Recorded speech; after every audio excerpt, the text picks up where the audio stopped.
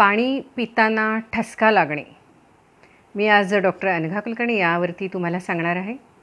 बऱ्याच वेळेला आपण गप्पा मारत असतो आणि गप्पा मारता मारता काही पाणी पितो आणि त्यावेळेला इतका जोरात आपल्याला ठसका लागतो की तो कारंजासारखं सगळ्यांच्या अंगावरती ते पाणी पडतं. खातानाही बऱ्याच वेळेला आपण भराभरा खायला जातो आणि त्यावेळेला आपल्याला खूप जोरात ठसका लागतो की वरचा श्वास वर आणि खालचा श्वास खाली राहतो. हे असं बऱ्याच वेळेला का होतं, तर आपला जो पाणी किंवा अन्नपदार्थ असतो तो अन्ननलिकेत जायच्या ऐवजी श्वासनलिकेकडे जातो आणि त्यामुळे ती श्वासनलिकेची एक प्रतिक्षिप्त क्रिया असते आणि त्यामुळे तो आपल्याला इतक्या जोरात ठसका लागतो आणि ते बाहेर फेकलं जातं.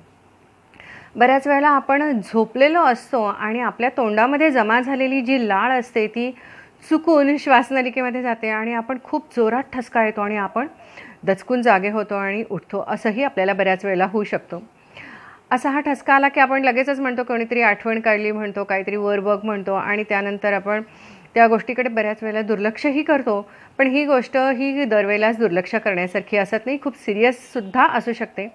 तर सुरुवातीला मी तुम्हाला ती सिरियस कशी असू शकते हे मी नंतर सांगते. आणि आता मी सुरुवातीला तुम्हाला सांगते की जर का तुम्हाला असा ठसका लागलेला असेल तर लगेचच तुम्ही एकतर साखर खा किंवा कोमट पाणी प्या. तुम्ही म्हणाल आता तो ठसका लागला आहे, पाणी कधी कोमट प्यायचं, तर कोमट पाण्यानेच तो ठसका लगेच कमी होणार असतो. त्यामुळे तुम्ही पटकन कोमट पाणी करून प्या. आणि शक्य नसेल तर एखादी गोड पदार्थ कुठलाही त्या क्षणाला जो शक्य असेल तो तुम्ही खा. आणि अर्थात तो ठसका लागलेला असतो हा अक्षरशः ते खूप वरचा श्वास आणि वर आणि खालचा श्वास खाली होत असतो.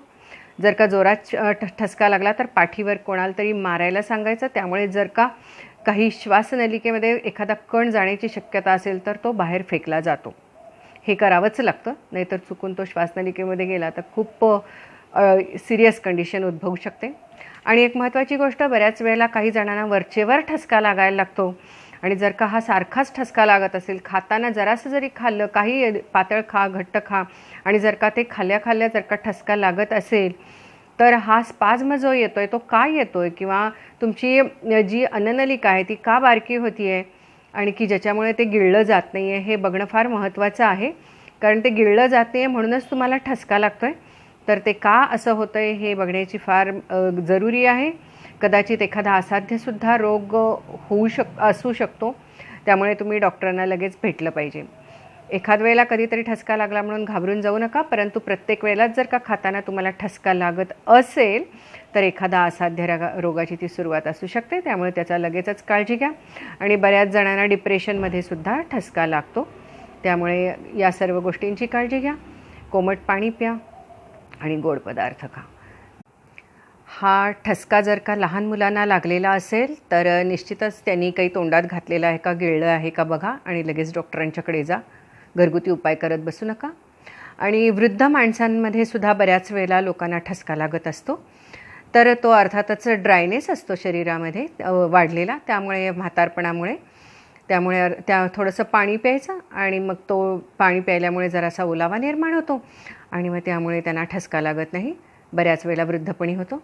आणि एका वेळेला ठसका लागतो तो म्हणजे कॅन्सर, इसोफेजिकल कॅन्सर किंवा अन्ननलिकेच्या कॅन्सरमध्ये सुद्धा हा ठसका लागत असतो.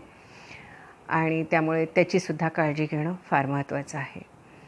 जर का तुम्हाला हा व्हिडिओ आवडला असेल तर लाईक करा, कमेंट करा, शेअर करा आणि सबस्क्राईब करा.